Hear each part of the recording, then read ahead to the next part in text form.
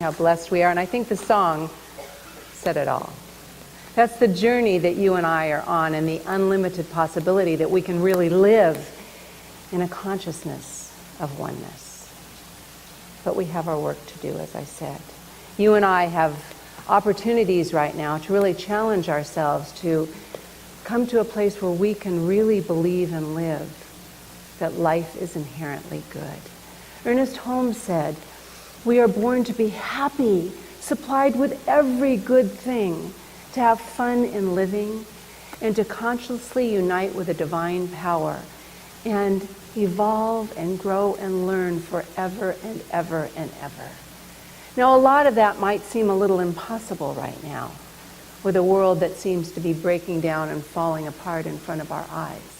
Yet the part I want to concentrate on this morning is that you and I are here to grow and evolve forever.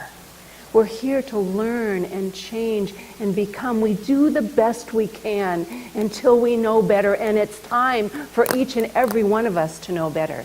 Because as Plato said, behind everything visible is an invisible counterpart. And you and I are part of the collective consciousness that's creating what's going on in the world. We need to be sure we up-level and uplift what's going on inside of us, so we can be the solution, part of the creative solution instead of the problem. Ernest Holmes, if we want to really learn about what life's all about, Ernest Holmes said we really learn in three ways. We learn from science, the laws of nature. We learn from inspiration and intuition, which is the revelation and the intuitive possibilities we see in the sacred parts of religion and mysticism. That's the intuition. And from philosophy, which is the learning and the opinions of all the ages and the wisdom that's come forth. Well, science teaches us that life is energy. I'm so sorry. This thing is it's bothering me. And if life is energy and ever evolving and growing and changing, we have to make sure we're part of that, because wherever we are on this journey, there's always more. Do you know that you and I can never be less? We can choose to be like a little rat in a circle and run around and be redundant and mediocre and boring and not evolving very quickly if we want to. But we always have the opportunity to be more of what we are. And I'm hoping that that's what we choose today, to be more of the goodness and the joy and the possibility and the healing that's possible. That's what science teaches us, that we live in an evolving universe, that there's new species all the time being created, and of course there's things being let go and disappearing at the same time in this process of evolution. That is the same journey as the journey of mysticism, and I'll talk about that in a minute. And then in religion, if we go back to the ancient Hindus taught truth, Brahma, reality, God, whatever you call it. There is only one, of which everything is an incarnation. And that is always growing and changing and evolving. So we've got science and religion, and of course, in Christianity, life is immortal. With Jesus resurrecting on the cross, life is immortal, ever, ever evolving and growing. And that's what we are. We know that we are here. Our soul is immortal and keeps going in an eternal pattern. And of course, we get down to philosophy. We look at Socrates. Let me see Socrates, the father of philosophy, and Kant, the father of reason, both said there is only one God of which we are all a part.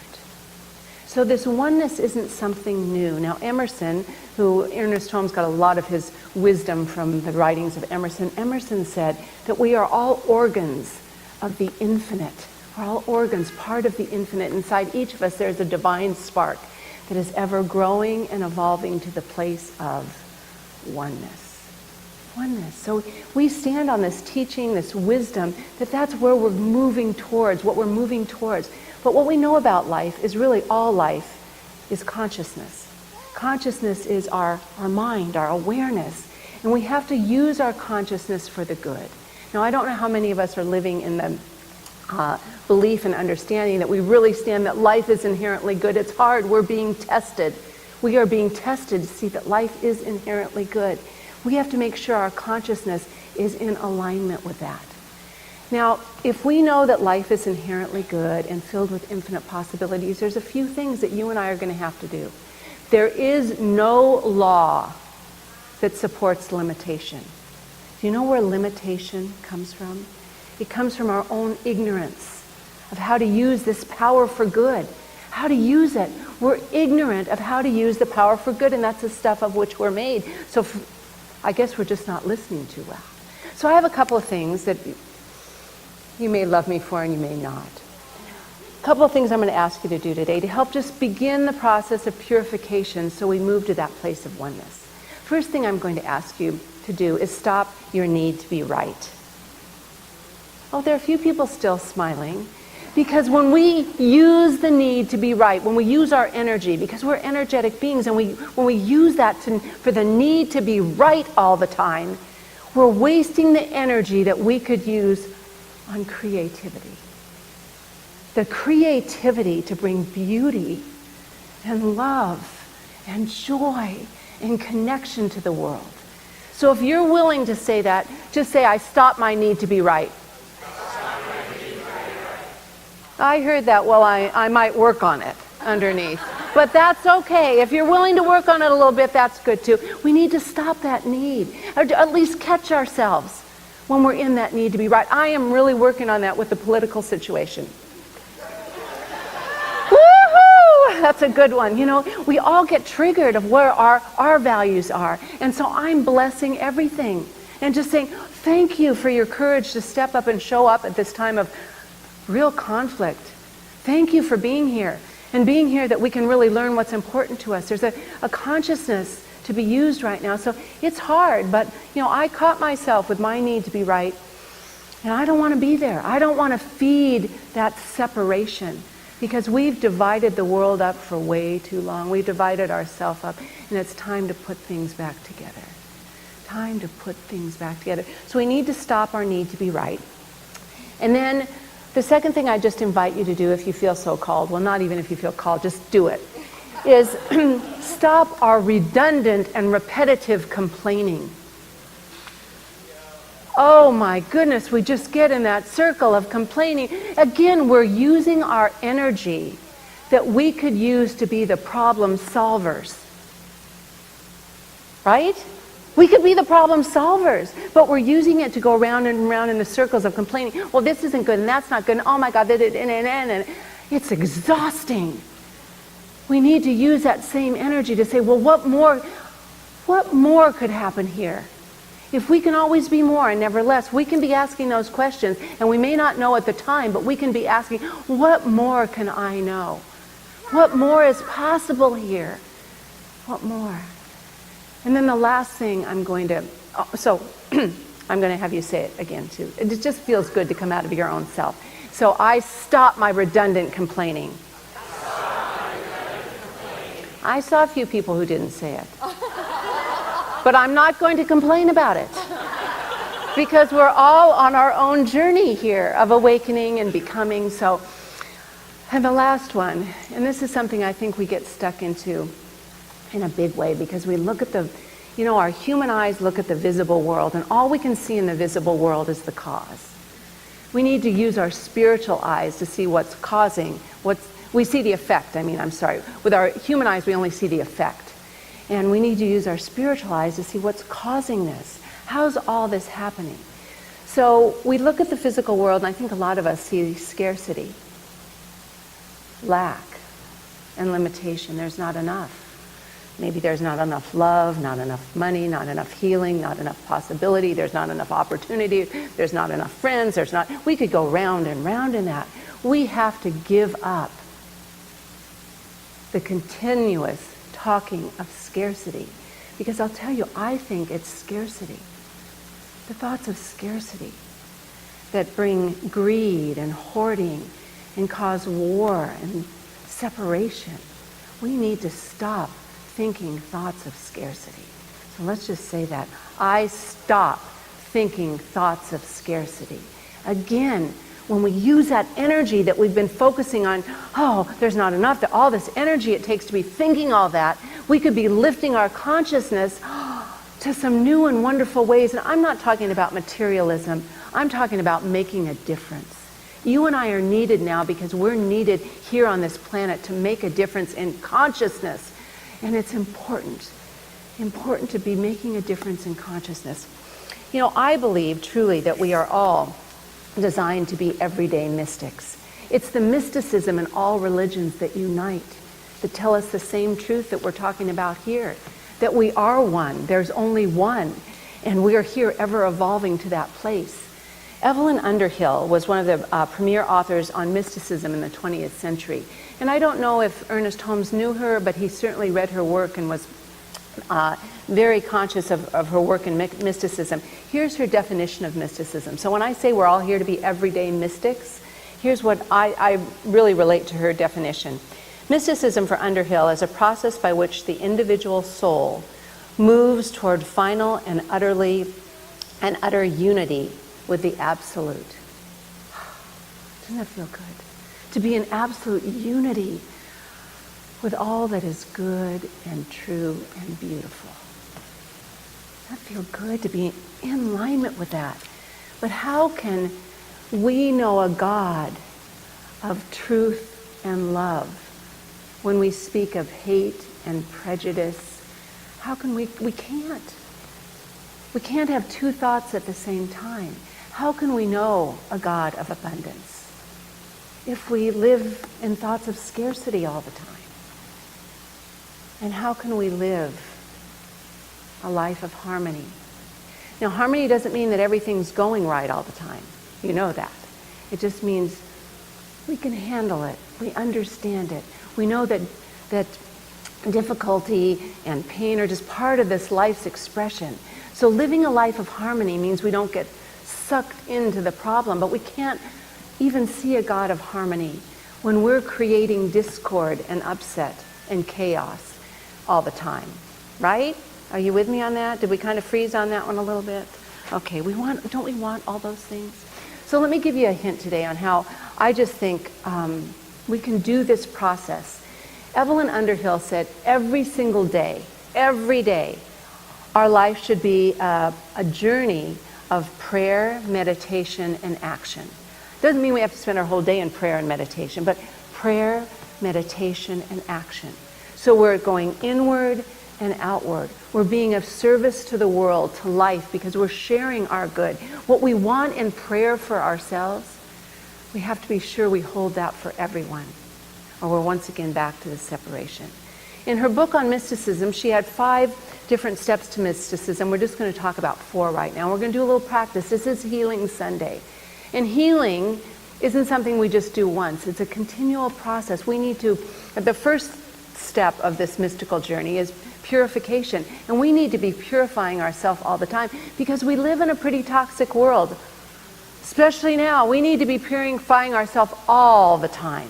It's like, if you imagine, how do we purify? How do we get rid of limiting thoughts? How do we get rid of the scarcity and anger and hatred and the difficulty that comes up? Well, if you think of a real muddy glass of water, and you keep pouring in clear, pure spring water into this muddy glass, and you keep pouring it in, soon it will be clear and clean. But you have to keep pouring it in. You and I need to keep pouring into our conscious mind the thoughts of truth and goodness and beauty and oneness. We need to keep pouring it in because our subconscious mind, which is the collective energy of all the thoughts and experiencing that we've had and of our world, it keeps running our life. It keeps running our life until we consciously change it. Our conscious mind is stronger than our subconscious mind, but the subconscious mind runs the whole thing until we're ready to change it. Are you ready to change it?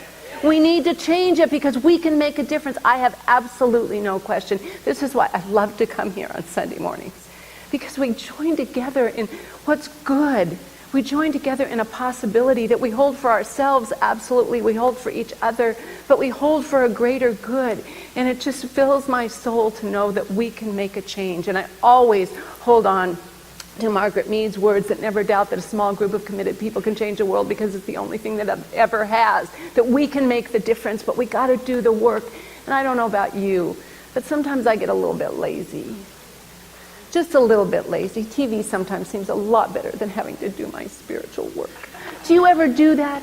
We get a little lazy sometimes, and it doesn't mean we can't have a balance of all of it, but we've got to make sure we do our work. So first of all, you got to unwrap yourself for this, because we're going on a mystical journey right now. We're going to do this together, and I'm going to invite you in this purification process. And last week we had pictures up here for you to see, where do I plug into my prejudice? Where do I plug into prejudice that I have to heal? We had pictures of all different aspects of life, because we've got to get in touch with where are we shooting the hatred and the anger and the upset, and we've got to neutralize that. Doesn't mean you got to spend time with those people or the situation. I'm certainly not choosing to spend time with terrorists right now, but I certainly don't want to be sending hatred there when I need to be sending compassion for people who could do such terrible acts to children and innocent people. I have to send my love there to just say, I can only imagine what you're going through. That's my job. And it's not always easy. It's not always easy to do that, but we have to do that. So right now, whatever it is that you feel triggered in life, just start putting and pouring in that clear, sacred truth that love always wins. That love is the great purifier, the great connector. Let thoughts of love and possibility, knowing there's a greater truth here. We need to purify the stories we keep telling about our own lives and the life of this world. We want to absolutely get rid of the negativity. But what we want to do is keep the lesson. We want to keep the lesson. Because everything in our experience is here for us. There's nothing against us. Life is always for us. It's here to teach us. And when we learn, just like science told us, we can discard the old and something new will be born. But we have to learn. So allow just the purity of, just feel the presence of God's love everywhere, Spirit's love, whatever you want to call it. We don't care what you call it, but it's the energy of goodness that surrounds us and fills each and every one of us. Allow that to just clean out and purify the old stories we've told, the stories of poverty, the stories of abandonment, the stories of limitation, the stories of whatever it is, and let the stories be cleansed. And allow yourself to keep the lesson. Oh, my message here is compassion. My message here is worthiness. My message here is whatever it is. Let yourself be purged so you have the open space, the clear canvas to write a new story. So the first step is purification. And every day in our spiritual practice, it's purifying ourselves, because I guarantee you, all of us get caught up and have things to purify ourselves. We get caught in our old patterning that keep running until we change it. And next, after we've purified ourselves, it's time for the illumination. And illumination simply means knowing the truth. And the truth can come from reading. It can become from what you already know. It's the affirmations that we keep putting the affirmations in until we feel it, until we embody it. So we have to put, the illumination is awakening to the inner light.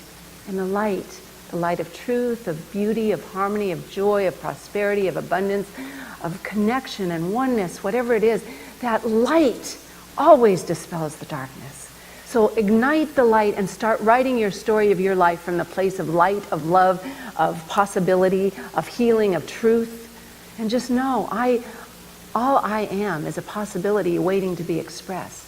I am an expression, an extension, an organ of the infinite, whatever you want to call it. I'm here for that. So it's the purification, cleaning out the old story. Cleaning it out, because every story we have is continually calling for an edit, a rewrite, an update.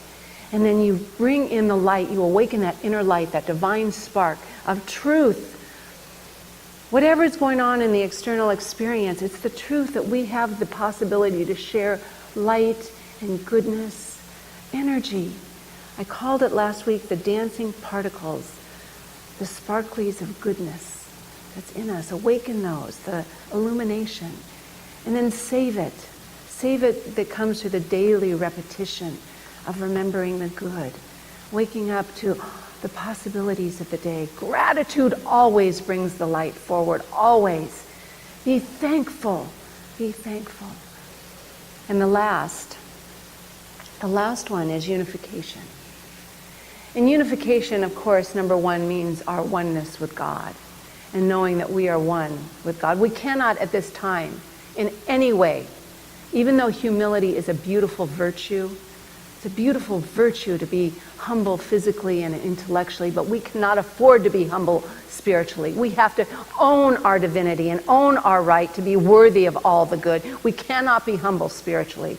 So in this process of unification, it means we unify with our divine nature. We unify with the light of goodness of God, of love. We start there, but then it doesn't stop there. Whatever prayer you say for yourself, we have to know it for other people. We can't stop at just holding on to a prayer that we want. We want abundance, we want healing, we want love, and not knowing that for every other person. This is what heals our planet right now. So whatever it is your prayer for yourself is at this stage of unification, fill yourself with that, because we're worthy of goodness right now. We're worthy of love, of health, of abundance, of connection, of joy, of fulfillment. We're worthy of all of that.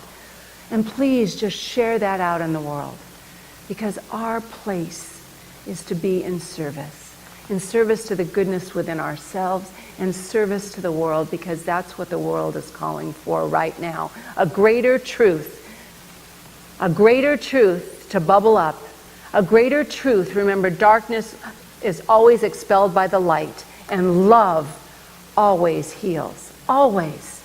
So we allow that right now. Just take a minute in this moment and breathe in as you feel the purification, as you feel the illumination, connecting with the light, the inner light within, and letting it awaken to a greater truth, a bigger story, a brighter story right now.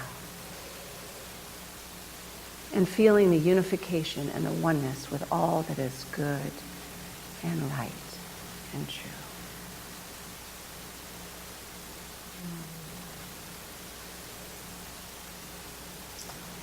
And my prayer for each and every one of us is that we realize, as we do this process of our own mystical awakening, if we remember the words of Evelyn Underhill, it brings us, it's this journey of evolving to that place of oneness. So will you just know now, and I'm just going to ask you to take the hand of the people next to you, and just imagine we're taking the hand of the whole world right now. And knowing how powerful we are, because this power we've already been given, and we either use it, but if we deny it, we deny God. We deny everything in our life that is good and right and true. So this power is activated within us. Let's just take this goodness that we are, send it to the person next to you. See it, even if there's a space, it doesn't matter, because our energy flows. Use this energy that is infinite possibility, that is infinite goodness, knowing right now that it's taking us to a new level. And truly, this moment right now, because this moment is all there is, we are changing the world, because we have decided to take that step for ourselves. Know in this moment we are making a difference without question, because we're using the power of one to ignite the world on fire, to ignite the power of love, to let our light dispel the darkness. And just in that place of infinite knowing, fill yourself with gratitude for knowing we are in this together, and together we make a huge difference.